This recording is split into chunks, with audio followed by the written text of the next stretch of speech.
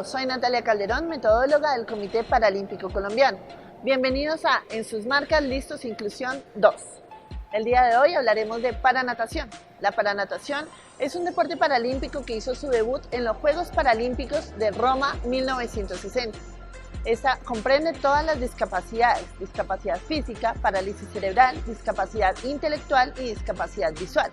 Además, contamos con los 4 estilos de la natación convencional: libre, espalda, pecho y mariposa. Adicional a esto tenemos el estilo combinado y los relevos.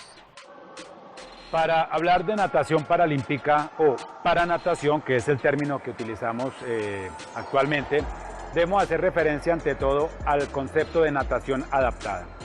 Y la natación adaptada es la natación olímpica, la natación clásica, la natación carreras, la natación convencional que todos conocemos, a la cual se le realizan ajustes de tipo técnico y ajustes en el reglamento para permitir y garantizar la participación de personas con diferentes tipos de discapacidad. Debido a las características del medio acuático, particularmente a su densidad mayor a la del aire, en el agua podemos realizar muchos movimientos que no podemos realizar en condiciones terrestres. Esto hace que la natación adaptada sea una de las modalidades recreativas y competitivas más recomendadas para personas con todo tipo de discapacidad, especialmente para personas con discapacidades físicas. ¿Por qué? Porque en el agua el riesgo de lesión es mínimo. El cuerpo, las articulaciones de los tobillos, las rodillas, las caderas no tienen que soportar todo el peso del cuerpo, ya que la densidad ayuda a minimizar este peso en comparación a condiciones terrestres. Adicionalmente, en el agua el riesgo de lesión también es menor debido a que el mismo practicante es el que dosifica el grado de esfuerzo que realiza durante el ejercicio. Cuando hablamos del escenario paralímpico, es decir, el deporte regido por el Comité Paralímpico Internacional, en el escenario competitivo participan los deportistas agrupados competitivamente dentro de su misma discapacidad. Es así como tenemos deportistas con discapacidad visual, deportistas con discapacidad cognitiva y deportistas con discapacidad física. Los deportistas con parálisis cerebral participan en las mismas categorías competitivas unificados con los deportistas de discapacidad física. Como anotamos anteriormente, los deportistas compiten dentro de su mismo grupo de discapacidad, es decir, los deportistas con discapacidad visual participan en un grupo, los deportistas con discapacidad física y parálisis cerebral en otro grupo y los deportistas con discapacidad cognitiva o intelectual en otro grupo. Cada grupo compite dentro de su misma discapacidad. Pero sabemos que no todas las personas tienen las mismas limitaciones funcionales. Entonces, ¿cómo se desarrolla la competencia en paranatación? Para la competencia, los deportistas son clasificados en diferentes niveles dentro de su misma discapacidad. Los deportistas con discapacidad cognitiva o intelectual tienen una sola clasificación, que es la clasificación S14, S de swimming, y 14, que es el número que los define y los agrupa en su propia categoría. Específicamente en natación, S de swimming aplica para estilos libre, espalda y mariposa. SB de breaststroke, es decir, de pecho. SB es la clasificación para estilo de pecho y SM de swimming y medley es para el estilo combinado. Entonces los deportistas con discapacidad cognitiva son S14, SB14 y SM14. Los deportistas con discapacidad visual están clasificados en 3 categorías: S11, S12 y S13. Los deportistas con S11 son los deportistas ciegos totales o que tienen algún pequeño residuo de diferenciación entre luz y oscuridad. Para efectos de la competencia, el reglamento especifica que deben competir con unas gafas oscuras que garanticen que todos los deportistas están en igualdad de condiciones. También están clasificados en categoría S12, que son deportistas de baja visión, con bastante limitación, pero que tienen algunos rezagos de visión, y los deportistas S13, que son los que cumplen con la mínima exigencia para pertenecer al sector paralímpico, es decir, que tienen una baja visión y que están dentro del criterio o del concepto de elegibilidad, es decir, pueden pertenecer al sector paralímpico. Los deportistas de S11 compiten con deportistas de su misma clasificación, los de S12 de su misma clasificación y S13 de su misma clasificación, tanto en pruebas de masculino como en pruebas de femenino. Para el caso de discapacidad física, la situación es más compleja. ¿Por qué? Porque conocemos que las discapacidades pueden ser, el espectro de discapacidad física es muy amplio. Así que en este caso los deportistas están clasificados desde la categoría S1 hasta la categoría S10, en donde el S1 son los deportistas que tienen mayores limitaciones funcionales y los deportistas S10 tienen, digamos, los menores niveles de limitación funcional. Entre más elevado el número, quiere decir que el deportista tiene mayor funcionalidad. Los deportistas de S1 generalmente son deportistas que presentan afectación en sus 4 extremidades o en algunos casos ausencia de 2 o más de sus extremidades, y generalmente requieren apoyo para la salida en las pruebas de competencia. En paranatación, los deportistas compiten en los mismos estilos que se compite en la natación olímpica, clásica o convencional, que son crawl, espalda, pecho y mariposa, asimilando el estilo crawl con el estilo libre. También se compiten las pruebas de combinado. Aquí ya empezamos a diferenciar algunos temas relacionados con la condición específica de discapacidad en algunas categorías. Los deportistas de clasificación baja, para la prueba del combinado, entonces ya no nadan 200 metros combinados, sino nadan 150, haciendo los recorridos en espalda, pecho y libre. Las distancias pues se compiten en pruebas de 50, 100 y 400 libre para, digamos, para las categorías altas. Las categorías bajas cambiamos la prueba del 400 por el 200 libre. Y se compiten 100 pecho, 100 espalda, e igualmente en los estilos de mariposa, en algunas categorías solamente nadan 50, otras nadan 100. La prueba más larga del sector paralímpico es la de los 400 libre. También se nadan los relevos. Entonces los relevos para discapacidad visual, el relevo se nada igual que en convencional 4 personas, pero la sumatoria de los puntos del equipo de relevos no puede superar los 49 puntos. Es decir, los 4 nadadores o las 4 nadadoras, la sumatoria de los 4 puntos de los 4 deportistas no debe superar los 49 puntos. Para el caso de discapacidad física tenemos 2 relevos, que son 4 por 50 con un máximo de 20 puntos, que quiere decir que la sumatoria de los puntajes de las clasificaciones individuales de los miembros del relevo no debe exceder los 20 puntos, y tenemos el segundo relevo, que es con un máximo de 34 puntos, tanto para 4 por 100 libre como para 4 por 100 combinado. Es decir, la sumatoria de los puntos individuales según la clasificación de cada deportista, la suma de los 4 deportistas no debe superar los 34 puntos. Recientemente se han incorporado al programa los relevos mixtos. Hola, ¿qué tal? Soy Sharit Yunque, de categoría S11. Los implementos y la dotación básica para entrenar para natación son el gorro, el traje de baño, las gafas. También tenemos el pool boy, que se utiliza principalmente para realizar trabajos de brazada.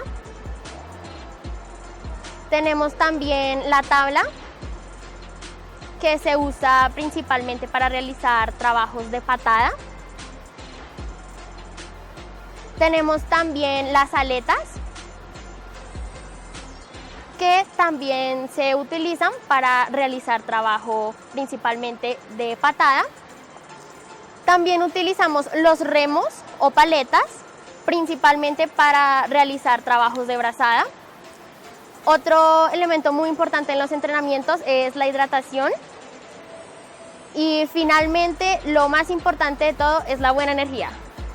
Hola, les voy a contar sobre las competencias de paranatación.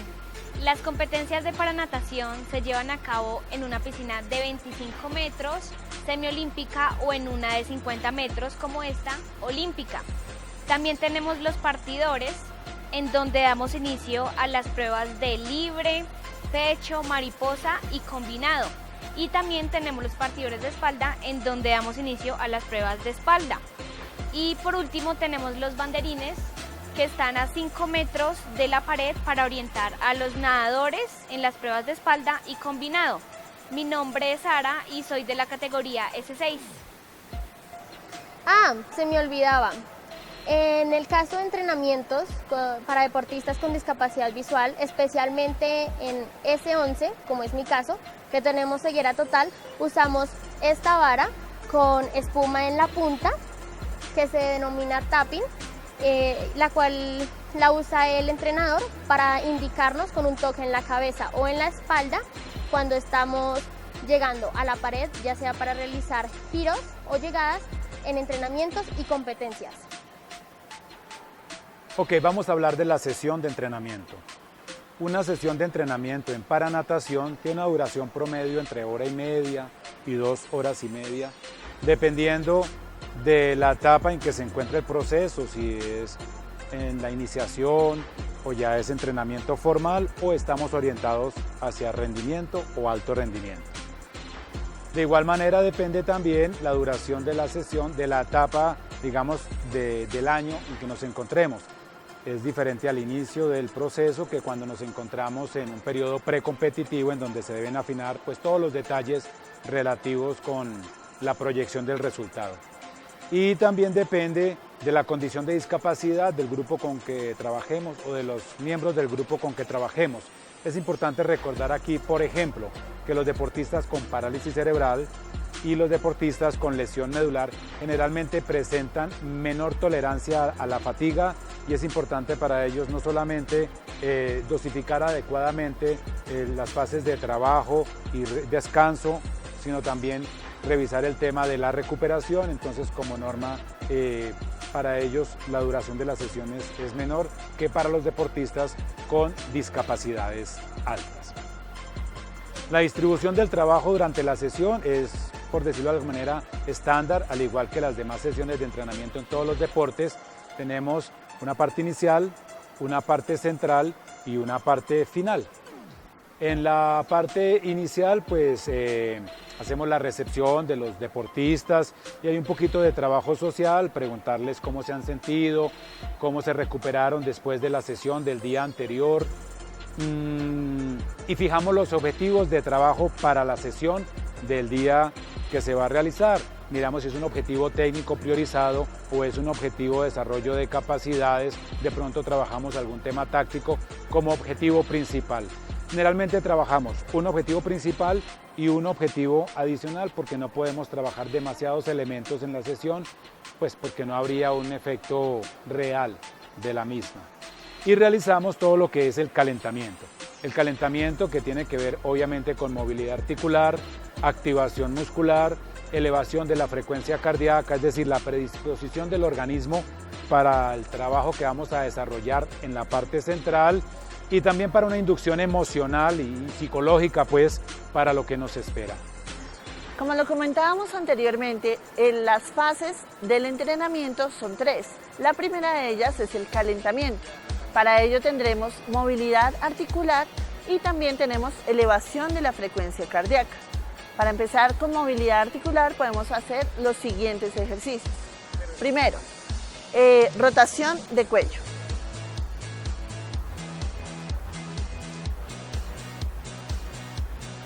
Seguido podemos continuar con los hombros. Podemos simular los estilos de la paranatación, como el estilo libre,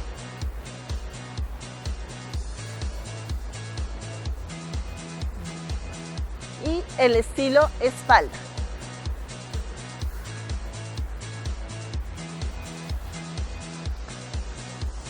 Continuando con el orden de cabeza a pies, seguimos con la cadera. Entonces podemos hacer rotación de cadera.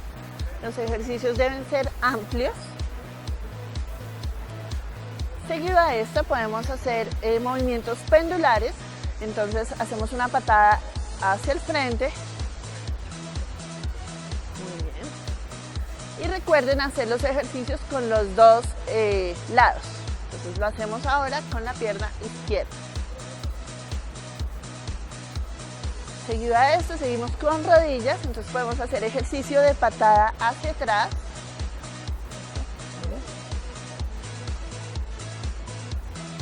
Y por último podemos hacer rotación de tobillo.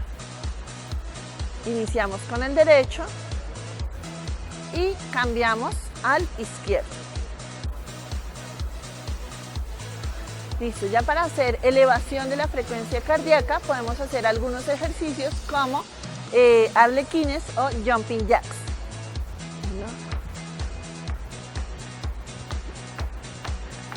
Y también podemos hacer trote en el puesto o en donde nos encontremos.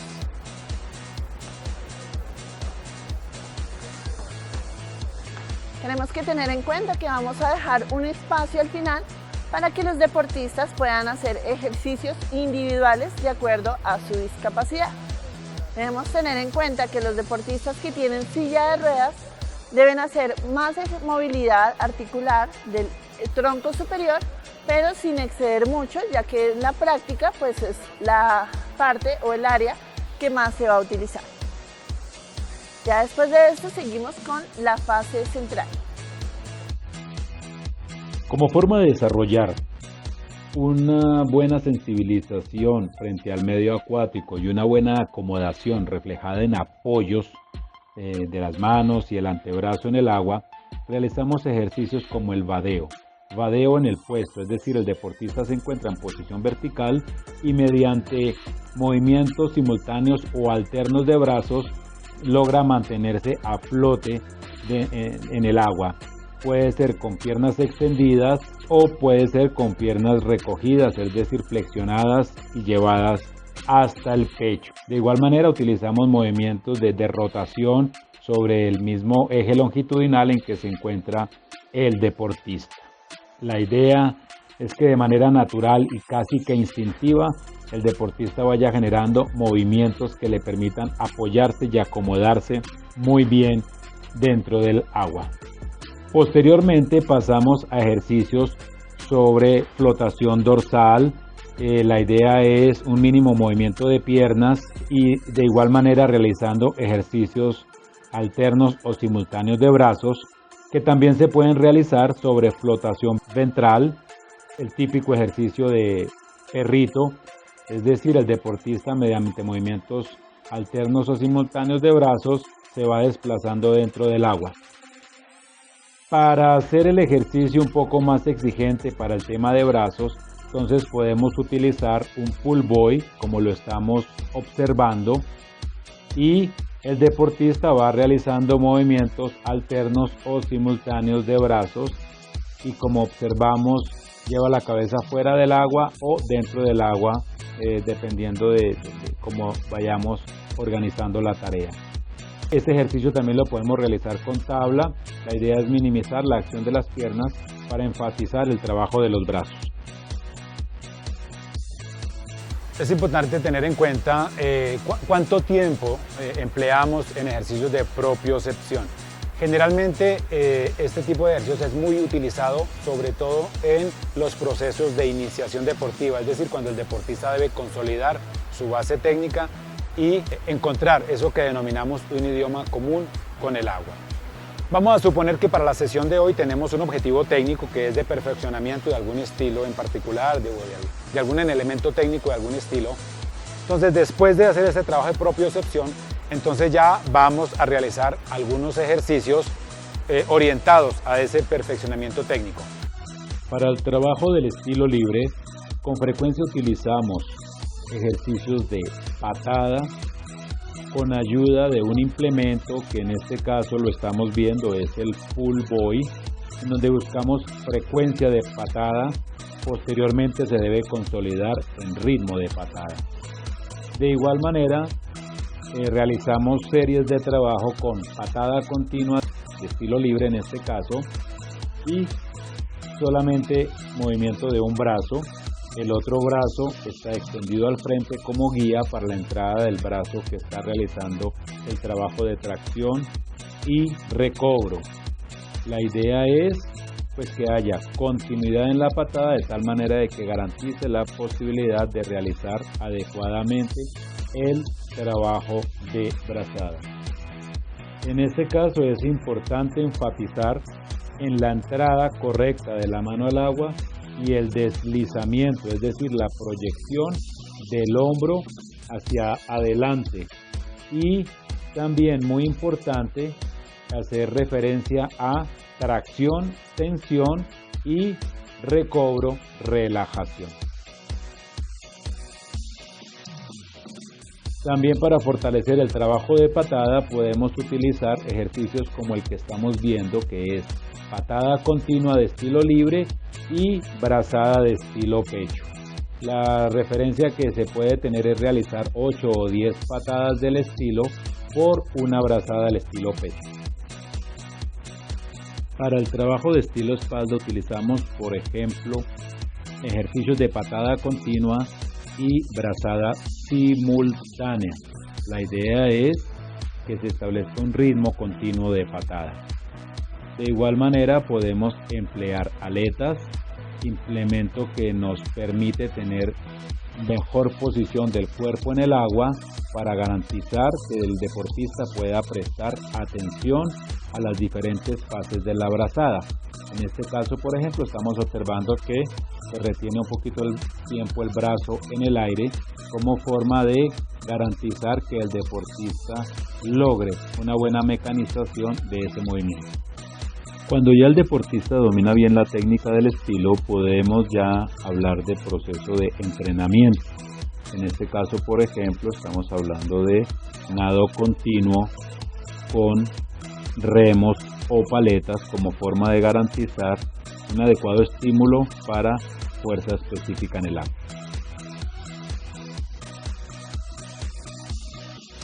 Para el trabajo de técnica al estilo mariposa utilizamos ejercicios como 4 patadas de mariposa por una brazada de pecho o trabajo de patada de mariposa en el puesto, es decir, en posición vertical, alternándolo con patada de estilo libre, bien sea con o sin aleta.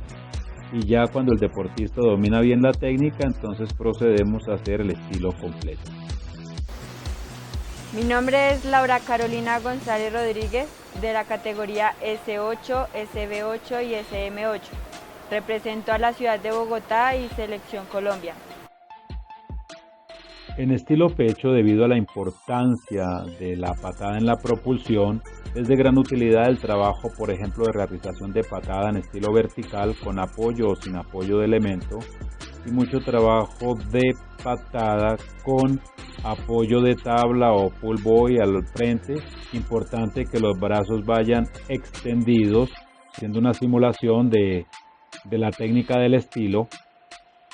De igual manera utilizamos patada de estilo pecho sobre la espalda como forma de generar un amplio diapasón de ejercicios que contribuyan a ese perfeccionamiento de la patada, sobre todo el caso de la nadadora que estamos viendo, que tiene amputación en uno de sus brazos y por lo tanto la patada se convierte en el estilo fundamental para la propulsión. De igual manera realizamos ejercicios de estilo de pecho con patada, dejando un brazo al frente extendido y el otro brazo realizando la tracción tanto con un brazo como con el otro, para posteriormente sí proceder a la estructuración del estilo completo, haciendo énfasis sobre todo en la fase de deslizamiento después de la patada. Es importante, por ejemplo, hablar con el deportista para que extienda los brazos hacia adelante buscando esa posición hidrodinámica que aproveche de mejor manera la patada. Mi nombre es Sandra Lucía Sarmiento Ortiz, categoría S6, SB5. Llevo 10 años en el deporte. Soy parte de la selección Colombia y de la selección Bogotá.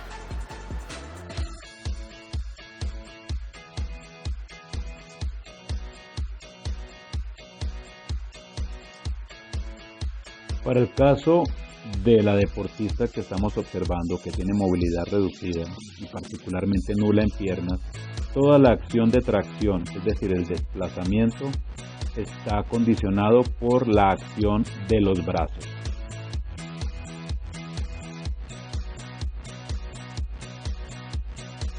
La idea es que las piernas mantengan en lo más extendidas posible y buscando que la nadadora evite arrastrar las piernas durante el recorrido, adoptando una adecuada posición horizontal en el agua, y realizamos entonces el trabajo de brazada haciendo un ciclo a la vez o en algunas ocasiones realizando 2 o 3 ciclos de brazada por cada respiración.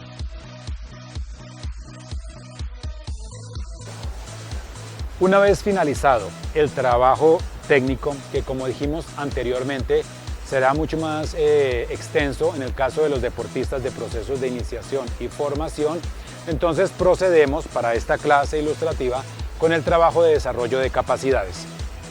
Como norma solamente trabajamos orientados a una capacidad específica, pero en algunos trabajos, dependiendo del proceso de entrenamiento y la orientación del plan con relación a las competencias, podemos trabajar más de una capacidad. Es así como ya en el siguiente segmento vamos a ver las diferentes recomendaciones metodológicas para el trabajo de desarrollo, bien sea de capacidad aeróbica, trabajo aeróbico básico, medio o intenso, o trabajo para resistencia lactácida, tolerancia lactácida, o también puede ser para trabajos de rapidez en tramos muy cortos que desde el punto de vista fisiológico son de tipo anaeróbico a lactáceo. Un aspecto importante que tenemos que considerar aquí cuando hablamos de utilización de remos o paletas es la orientación del mismo. Utilizamos los remos o paletas para hacer ejercicios de fuerza específica dentro del agua. Sin embargo, hay que tener cuidado con este tipo de trabajos. La utilización de remos presenta 3 situaciones puntuales. 1, afecta la sensibilidad y la propiocepción del nadador en el agua. En segunda instancia, genera deterioro técnico, y en tercera instancia puede generar lesiones a nivel del hombro cuando la técnica no es la adecuada. Sin embargo, estos implementos son muy utilizados y muy recomendados, como les dije anteriormente, para el desarrollo de fuerza específica en el agua. Para garantizar que el efecto sea positivo, tenemos que tener en cuenta varias situaciones. La primera, el tamaño de los remos. Si los remos son demasiado grandes, estamos expuestos a lo que se comentó anteriormente: deterioro técnico y alguna posible lesión. No necesariamente los remos o paletas más grandes son los que van a generar beneficio para el proceso de entrenamiento. El tamaño de los remos debe corresponder con el tamaño de las manos del nadador. Inicialmente ligeramente más grande de la mano del nadador para garantizar que se está realizando el esfuerzo indicado. En este caso, por ejemplo, estos remos son pequeños para una mano del tamaño como la mía, son los remos para un niño o un joven de una mano pequeña. Tenemos, por ejemplo, este tamaño que de alguna manera podría servir para una mano como esta, pero aún así lo podríamos considerar pequeño, así que podríamos considerar tamaños de remos como este para una mano como la mía, es decir, para que sea ligeramente mayor, y para deportistas con una mano mucho más grande y con una masa muscular considerable, pues unos remos grandes como este. Y siempre se recomienda, después de trabajar remos, realizar una serie sin remos para evitar precisamente la pérdida de la sensibilidad, para retomar la correcta acción técnica y para descargar un poco el hombro. Entonces, fundamental que escojamos los remos dependiendo del tamaño de la mano, de la masa muscular y de la experiencia que tenga el deportista. En la fase de iniciación o de aprendizaje técnico se recomienda no utilizar remos, como se comentó, para evitar el deterioro técnico. Bueno, a partir de todo lo trabajado, entonces vamos a tener ahora unas recomendaciones finales que se deben aplicar a todo el proceso. Inicialmente, entender que la natación adaptada y su modalidad competitiva, la natación paralímpica, ante todo deben ser unas prácticas seguras y agradables. Siempre respetar el principio de la seguridad, que el practicante nunca experimente ninguna mala experiencia, ninguna situación negativa o adversa que pueda afectar su condición física o su condición mental o en algún caso su condición anímica. Siempre debemos mantener un trato respetuoso, mantener siempre la comunicación directa, evitemos el uso de diminutivos como el bracito, las piernitas, los ojitos, porque estas formas de comunicación evidencian de alguna manera como un tema de exclusión o un trato condescendiente o excluyente.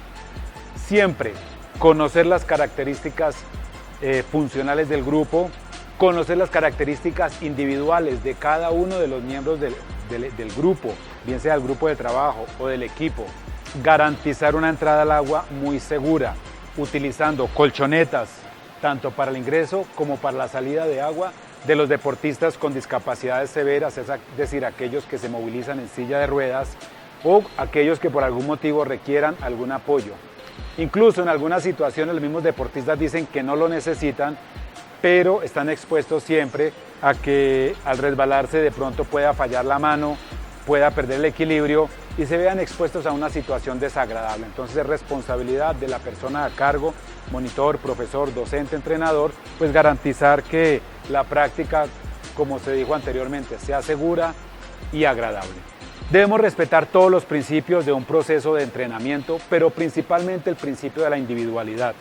Debemos recordar que todas las personas aprendemos de maneras diferentes, todas las personas tenemos ritmos diferentes de aprendizajes y además cuando hay situaciones de discapacidad visual, limitación auditiva o discapacidad cognitiva, pues obviamente debemos utilizar un mayor número de estrategias pedagógicas que garanticen no solamente el correcto entendimiento de todas las orientaciones metodológicas, sino también que el deportista pueda de alguna manera desarrollarse en pleno potencial físico y psicológico.